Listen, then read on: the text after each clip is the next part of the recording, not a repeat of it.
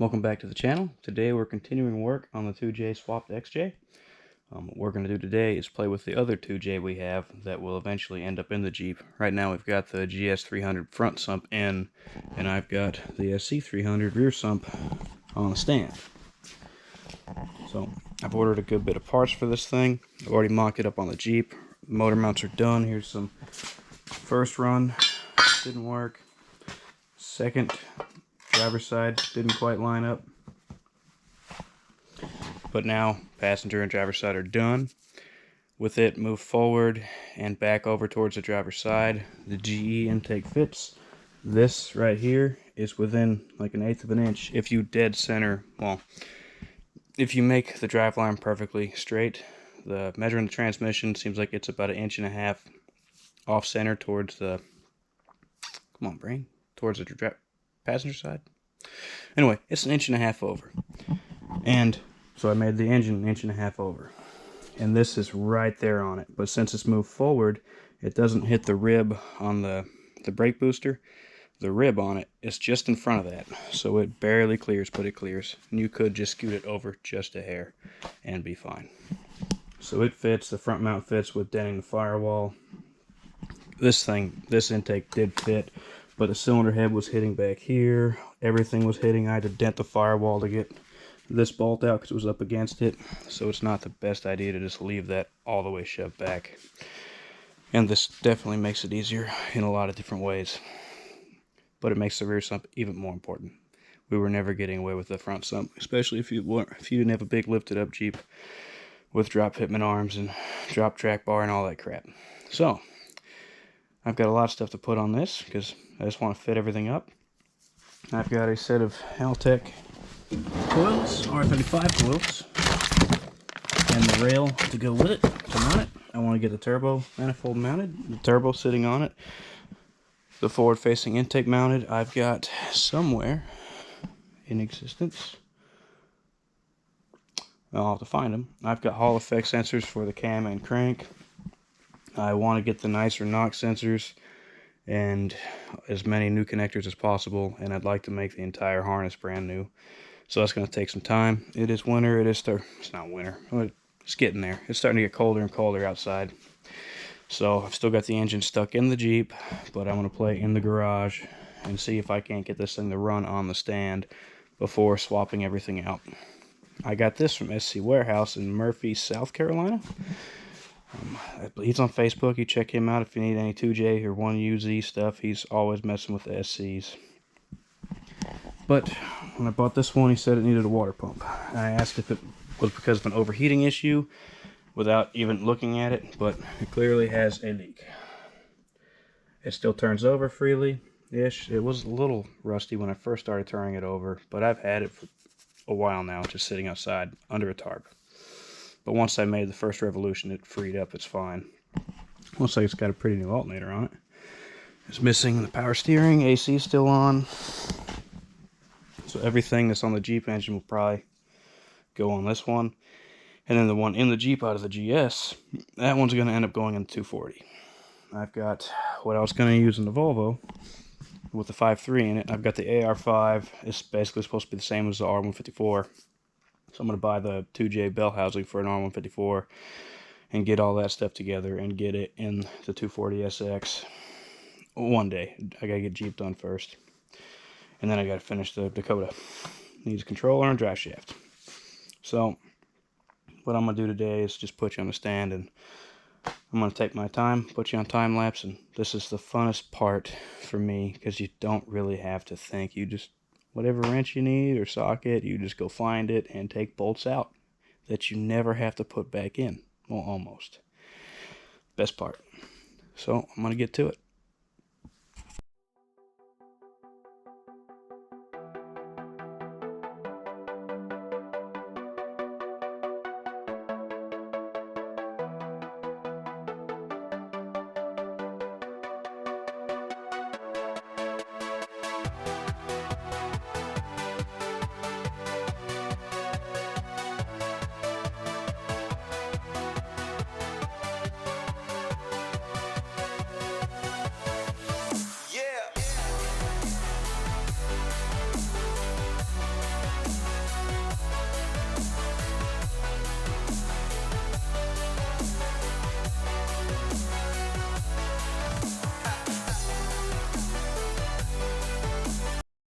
I forgot to mention a couple things.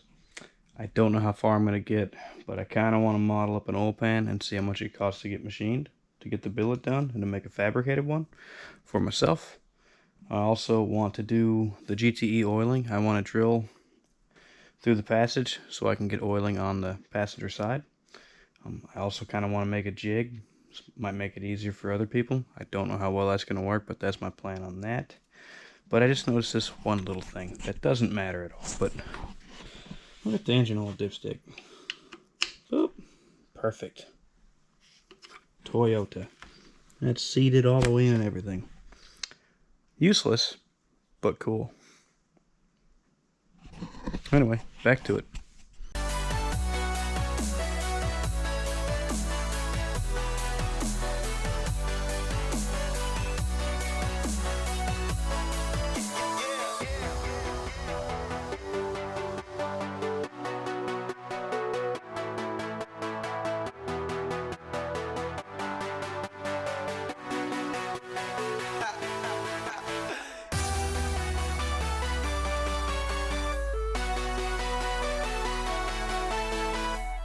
Look at all that crap. Fortunately, we won't have to put this much stuff back in, but we will have to put the bulk of it back in. We're not going to use this harness, we'll be making our own, but we're still going to need NOx sensors, coolant temp, engine oil pressure. We're still going to need all the things. But we can hopefully package it much tighter and hide it as best as possible. Alright, on to the next thing. Looks like this is broke. I really like to get some GTE valve covers. Maybe not for the Jeep, but for the 240 for sure. Or both. I don't know. Let's keep at it.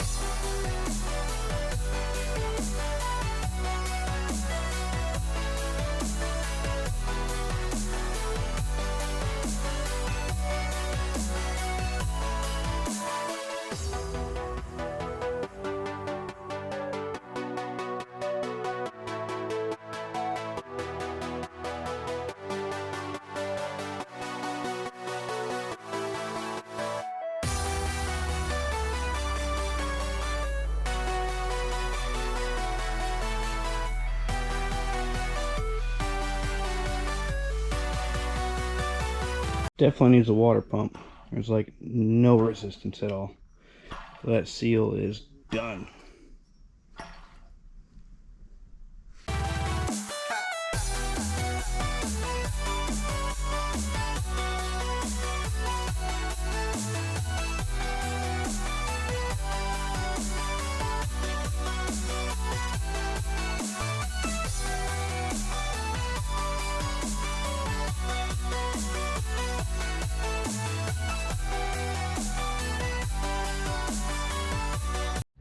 Draining the oil, doesn't look like there's anything seriously wrong going on.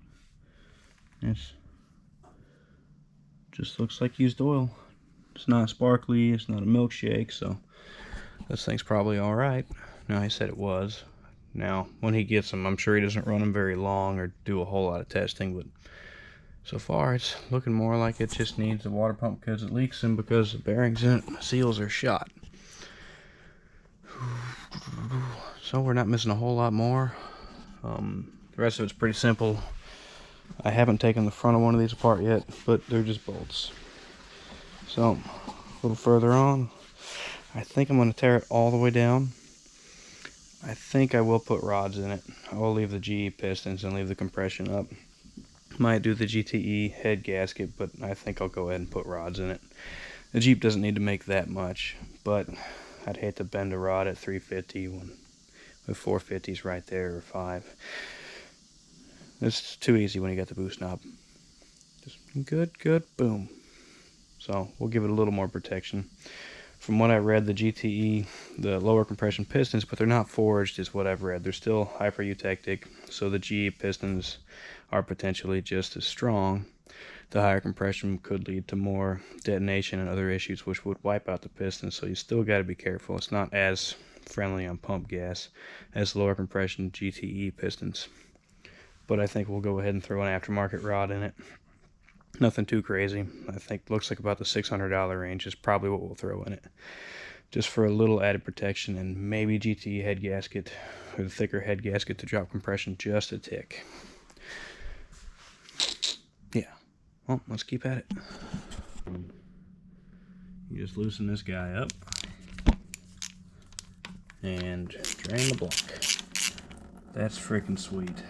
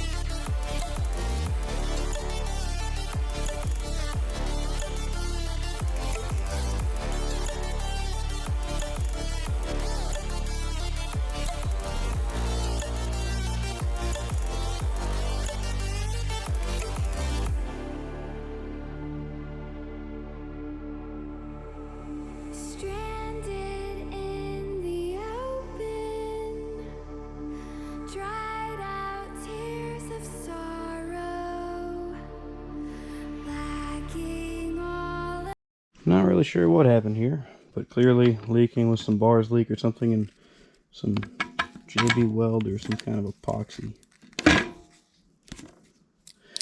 I've not seen a good pump, so this is my first example.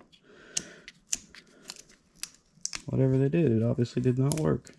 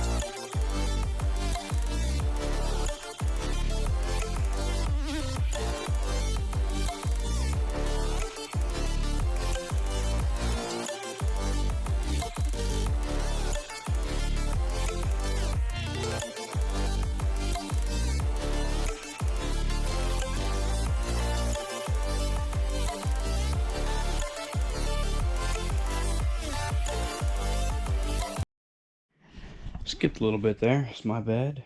I didn't have the right socket for the head. It takes a 10mm bihex, 12 point, or you can use an M12 triple square. I didn't have either of those, so when I got home I just tried a 10mm Allen socket and it worked just fine. I thought when I was taking the intake cam off, I had my crescent wrench there and was hitting with the impact. It was not the best move because crescent wrench moved, cam spun, and I was a little afraid the valves may have hit the pistons, but now that I've got it apart, it doesn't look like anything has touched anything, and I'm looking alright. But I'm very glad we took it apart now, because this thing, well, one, when we'll get the GTE gasket blown. Looks okay. Blown, and this one's busted all the way through. So it may have just needed a water pump at some point. When we got it, it needed more than a water pump. But it may have had a leak, got low on coolant, and then cooked itself, squished the head gasket, because some of the head bolts, they were awfully, it didn't take much to break them loose, especially in the middle. So it got hot, pinched the hell out of the head gasket, and it didn't spring back. And that's why the bolts were a little looser. So that, I kind of had a suspicion when I was taking it apart that was going to be what happened, and that's what happened. And we got oil here. That's not that crazy.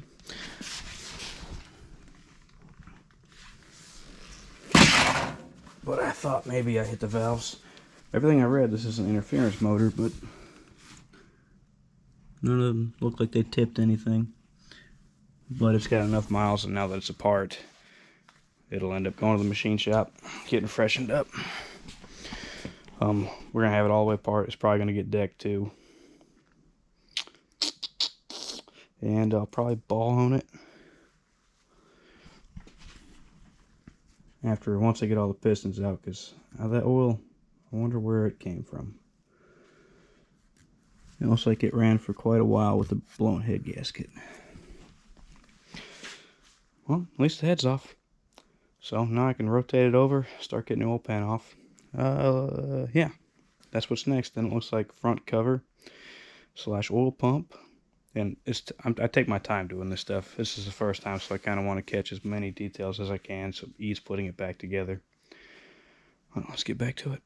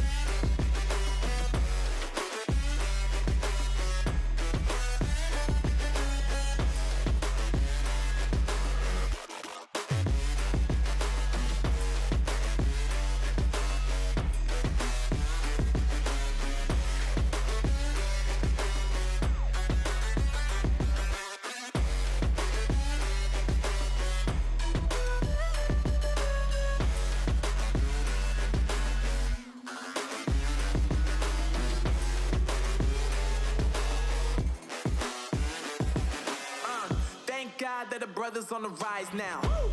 Endless celebrations all in my house. Yeah. Levitating now, I'm super duper fly now. Yeah. London boy, but DC where I reside now. Put the time in while you always yelling time out.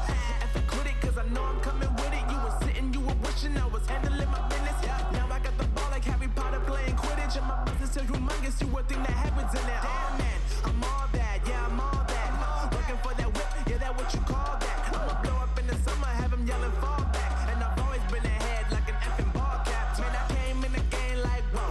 Got a couple chains on me cause I like gold. They told me I'm the best and I told them I know. Cause when I'm in your town, every ticket I sold.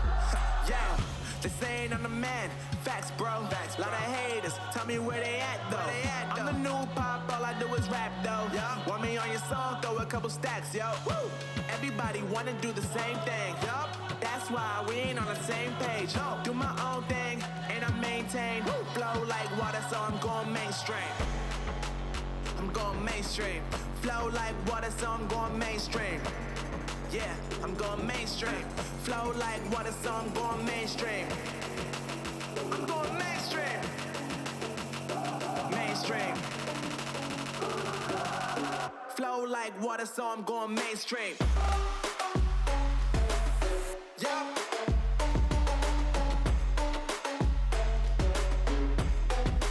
I'm going mainstream.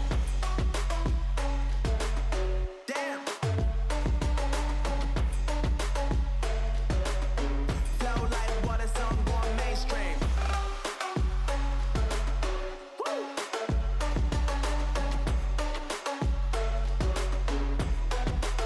I'm going mainstream.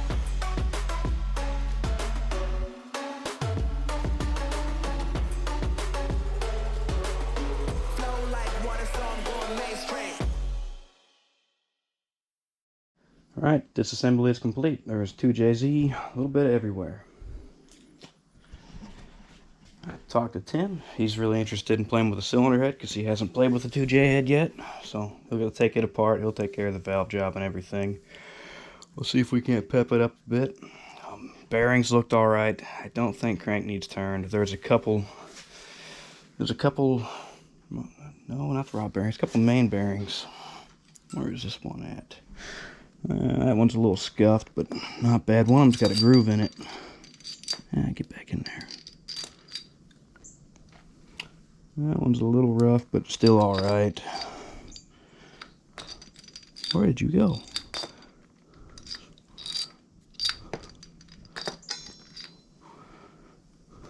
The last one? There it is. That guy's got a groove where something passed through there. But the crank doesn't look bad. Whatever it was must have been soft enough it didn't hurt the crank. Of course, I'll have to have the machinist take a look at that too. He'll be the judge of that. Hopefully it doesn't need turned. I don't know when I'm going to get it to him. I thought I was going to do it this weekend, but I forgot that I wanted to use the engine. I've got a 3D scanner I bought, so the plan is to try to get all this stuff scanned so I can figure out how to do all that. So I got to get everything cleaned. It can't be shiny. It's got to be matte finished and just clean.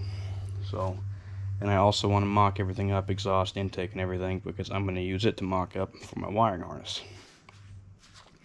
Engine mounts are made, so I may pull the other engine. I don't know if I want to have two of these apart right now, but decisions. So we'll see. Eventually we'll get to that.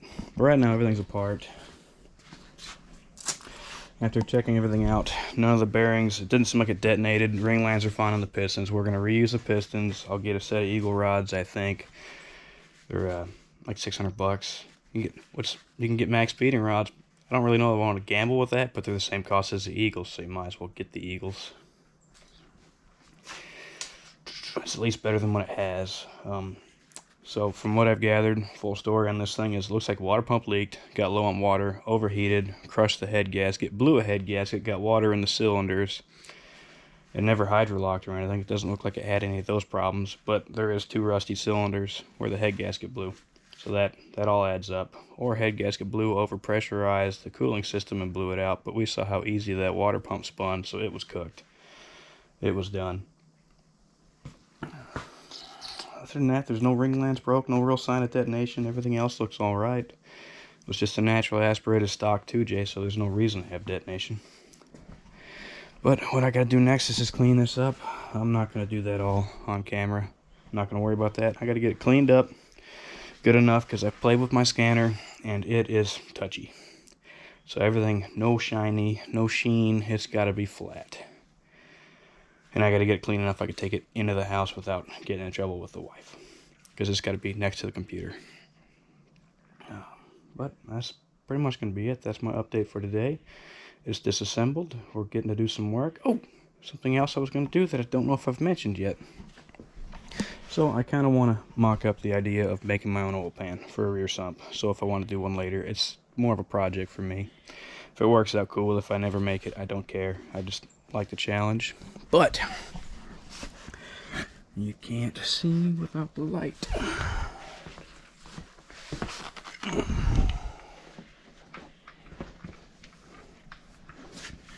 that passage between those two ball bearings. On the GTE, that's drilled, and there's a pipe plug right here. So the GE block is the same. The oil galley is machined in there, but the passage, the joining passage, is not drilled. So I plan on making a plate that's got a drill guide. So you get a long drill bit, stick it in the guide, and just drill on through. And I want to make that so I can replicate it. So it'll be modeled, sand cut, sand lasered out, ready to go is my plan. And if it doesn't work, oh well. But if it does, then I'll have me a nice tool that makes that really easy to drill. And if anyone else needs one, I can make them. Whether that comes to fruition either, I don't know. But it's just a project, and that's what I like to do. So that's the update for what I'm doing right now with the Jeep. The other engine's still in the Jeep. We're going to leave it in so that when I'm mocking up wiring harness, I can just go measure and look at the Jeep with the engine in it and figure out where I want to put everything and hide everything. But if you made it through all this, thank you for watching. We'll keep at it.